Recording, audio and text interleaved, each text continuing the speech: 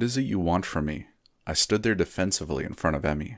The man who called himself Arthur held his hands out in a non-threatening gesture, and to show he was unarmed.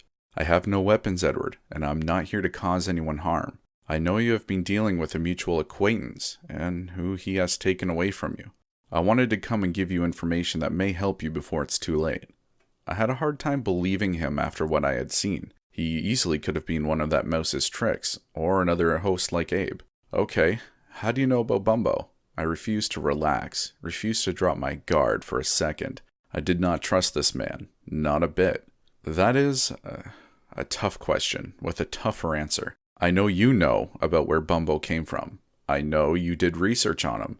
I started to speak out to ask how, but I guess my face said everything, so my words didn't have to, because he held his hands out to stop me before I spoke. "Ed, I run wonderkinderproject1951.org.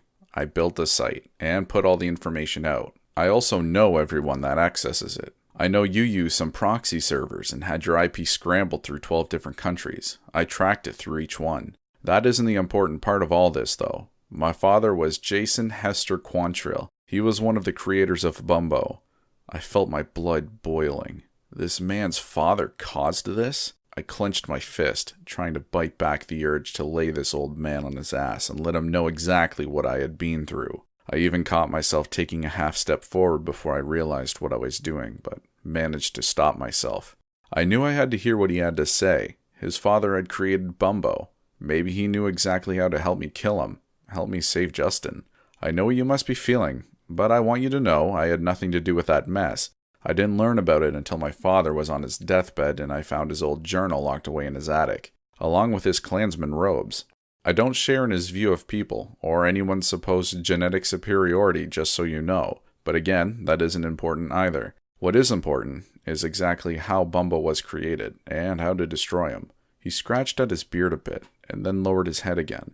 "Is there someplace more comfortable to talk? I can't say I like standing out here, and my old bones would much rather be sitting." It took a second to try and think of a public place nearby, but I remembered there was a dog park. Yeah, there was a dog park a few blocks back north of here. They have benches for the owners to sit, and there should still be some people there in case you try something, I told him, narrowing my eyes in suspicion. "You aren't a very trusting young man, are you? Oh well, can't be helped, I guess, given what hell I'm sure Bumbo has put you through.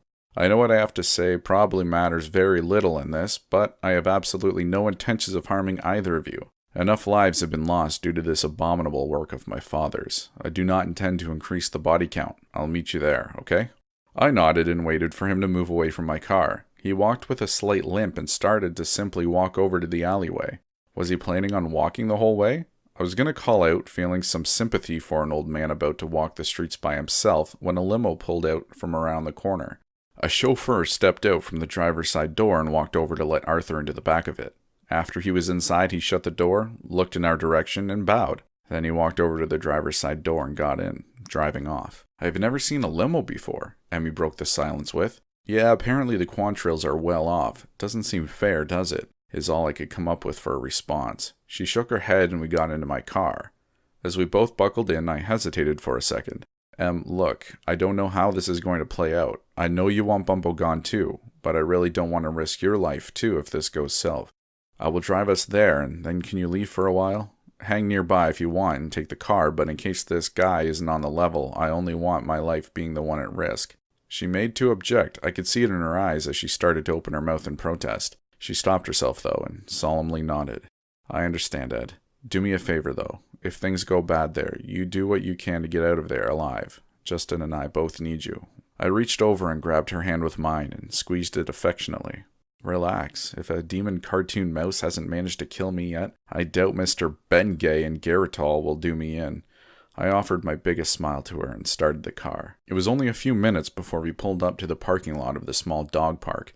The sun was just starting to set, halfway past the horizon, giving the sky an orange tint, and made the shadows of the trees stretch out like black hands grasping out for some poor soul to take to hell. I could have also sworn I saw shadows moving from the corner of my eyes, but I tried to ignore it as just paranoia.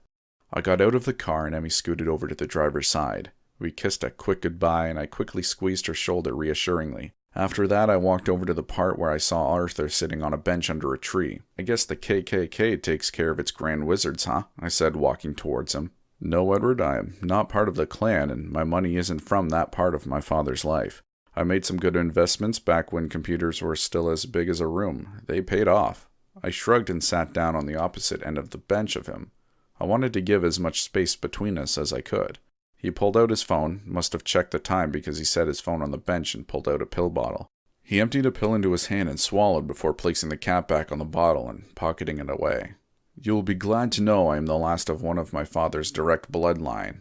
The Quantrells are a big family, and while I have plenty of cousins and such alive, my father only had me, and I have not had a child. Given my lifestyle, that is impossible, so your grudge against us dies with me when I do, young man. I sighed, ashamed of myself for treating this man unfairly despite his obviously good intentions. Look, I don't blame you. I get it. You have made it a point to make it clear you had nothing to do with what your dad did. I can accept that. It, however, doesn't get me Justin back, and it doesn't prove to me you aren't some trick of that bastard mouse's imagination. I have seen him possess a grown man and somehow control my other family members' corpses. I don't put it past him to try something using you. Arthur shook his head solemnly. That man you saw possessed, that was Subject Abel you read about. He was adopted by one of the scientists, and he is the one that brought the tapes out into the world. Bumbo can't possess adults like you or I. He can't affect living adults directly like that. He isn't powerful enough for that. I am sure you can find it hard to believe given what I can only imagine you've seen, but what we call Bumbo is simply a very low-level demon. Have you ever heard of the Ars Goetia? Well, it sort of has the idea right in a way. Christianity, Judaism, Islam, paganism, and all the other countless religions are all from the same core idea, from a time long forgotten. Light and dark, good and bad. In all of them, there are similar versions of what I will just call demons. He crossed his hands as he spoke and looked down at the ground. For simplicity, I will call it hell. Well, there are many rankings of demons, and each one is stronger than the ones below it. Simply put, Bumbo is one of the lowest caste of demons. That was all that foolish Nazi scientists, their amateur Boker, and my despicable father could conjure up. Now, do not get me wrong, son. Even the weakest demon can do things we can never imagine, like resurrecting dead bodies, controlling them, and preventing their decomposition. Just like what is happening with the rest of your family. Being so weak of a demon, Bumbo can only exist on our planet via some sort of medium or an anchor to this world. In this case, it's those tapes. If a young enough child watches them, he can possess that child due to the child's naivete to this world. It is what he did with Abel and Justin. If the child isn't young enough, or has seen enough of our world to cast doubt, but has yet to mature, well, they become feral beasts.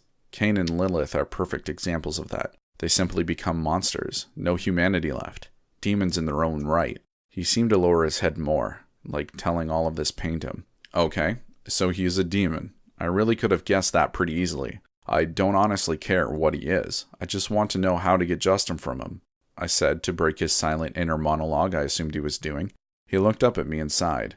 The thing is, although Justin is being possessed, Bumbo is not inside him. What Bumbo actually is, it's inside those tapes. You destroy those tapes, you free Justin. The problem is, objects that a demon occupies tend to be warded and much more resilient than they should to normal damage and attacks. If you want to destroy them, you need something both blessed by some sort of priest, it doesn't matter what kind, it needs to be made of silver. Not just plated or gilded, but entirely of silver. He reached into his jacket at this. I immediately jumped to my feet and backwards. He held up his free hand to stop me and coughed violently. Easy, Edward, easy, he said and pulled out a large sheathed knife. He held it out to me handle first. This should suffice for the task. I slowly reached out and grabbed it. It was oddly heavy for its size and had to be about the size of your combat knife. I pulled it from its sheath and looked at it. It had to be pure, polished silver. The blade seemed to catch the ambient light from the setting sun, and if I didn't know better, thought it glowed. When you get home, Edward, look into your bank account.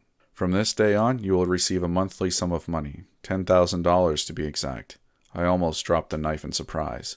Before you say something, it is my way of apologizing for what my father's work has done to you. I wanted to make things right. That's why I came here. Even if I pass away, my estate will leave this deposit as one of its conditions. I cannot bring your other family members back, but I can make sure you and your brother live comfortably. He stood out and extended his hand. For all it is worth, I am sorry for all of this. I do hope you can save your brother and finally put an end to my family's dark history. I only wish I could help you more. I reached out and shook his hand. A few moments after we shook, I was showered with blood and viscera. From Arthur's chest erupted 4 black talon-like objects. They lifted him into the air. I stumbled back to see a dark, familiar, leathery maggot-covered arm extending from where Arthur had set his phone down. A roar erupted from the phone as Bumbo's head squeezed its way through the small object. Arthur coughed and sputtered out blood but couldn't speak. He grabbed at the claws that skewered him but was ultimately powerless to do anything. I clenched the knife in its sheath and took a defensive stance as Bumbo's head shifted and formed from a leathery maggot mess coming from the phone. After completely formed, he looked up at Arthur and grinned. So, I finally get the sun to add to my collection of souls. Good, now I have the full set, he said in a deep, rumbly voice that seemed to crack the air around me. I felt his urge to kill me in an almost palpable wave. He cocked his head to the side as he looked at me. Now, Edward, you shouldn't believe everything this old man tells you. You know how old people are with their stories. If I hadn't interrupted, I am sure he was going to tell you about the good old days too. I am sure his first love would have came up as well. Also how he walked uphill both ways to school in his youth. The truth is, Edward, Justin is mine. You can't save him. Give up. You've entertained me more than anyone ever has, so I will offer you this once, and only once. His voice deepened to a guttural growl at this last word. Leave with that pretty little lady friend you found. Get far away from here, and I will not come after you again. You can live out the remainder of your days in peace. More of Bumbo started to form from the phone. Another arm slowly shifts from nothing to stretch out from the phone. Arthur managed to cough out blood and shouted at me in a strained and pain-filled voice. Run, Edward, run and destroy those tapes. He coughed out more blood as he clung to life despite being impaled by Bumbo. The mouse just laughed and cocked his head slightly while looking at Arthur. A gunshot erupted out from seemingly nowhere and a chunk of Bumbo's head disintegrated into a shadowy vapor. Another gunshot erupted and went through Bumbo's arm, causing him to drop Arthur in a heap as the rest of his severed arm disappeared into shadow. A frustrated roar erupted from what remained of Bumbo as he slowly withdrew into the phone. From behind me, Arthur's chauffeur came, an assault rifle out before him. He had a crouched stance as he walked, like a practiced soldier. He shot at the phone as Bumbo escaped through it, shattering the device into splinters of glass and silicon. He walked over to Arthur and kneeled, reaching a hand to Arthur's neck and shook his head. He lowered the gun and turned to me. Edward, I think it was? He spoke with a deep British accent. He was an older man, from what I could tell. His eyes were covered by the shadow of his dark hat, but I could see a white mustache from under the shadows. Arthur told you what you had to do, right? I nodded, still unable to find my voice from the terror of the past few moments. You have the knife? I nodded again, struggling to find my voice but still in too much shock over what just happened to speak. Then run fast, son. I heard what that creature said, and I can say he is lying. I would believe what Arthur told you. He was a good man, and he only came here to give you that knife and tell you how to beat the demon that haunted his family for years. He had an idea that if he came, wouldn't make it. He still said he had to, that it was what was right. A tear fell from beneath the shadow of the hat and down his cheek. He bent down and kissed Arthur's forehead before picking his body up. Go on, son. You have something to do. I started to talk, but he shook his head to stop me. I nodded and walked away, putting the knife in my pocket. I could hear sobbing as I walked on. There had to be more to that than just an employee and his boss, but nothing I could say would bring Arthur back or ease his pain. I only wished I gave Arthur more of a chance before all that happened. At least I now knew how to get my brother back. After a shower and hopefully a little sleep, I was going to get my little brother back and finally end this nightmare before anyone else died. All I can say is, thank you, Arthur. I will end this for the both of us. I promise.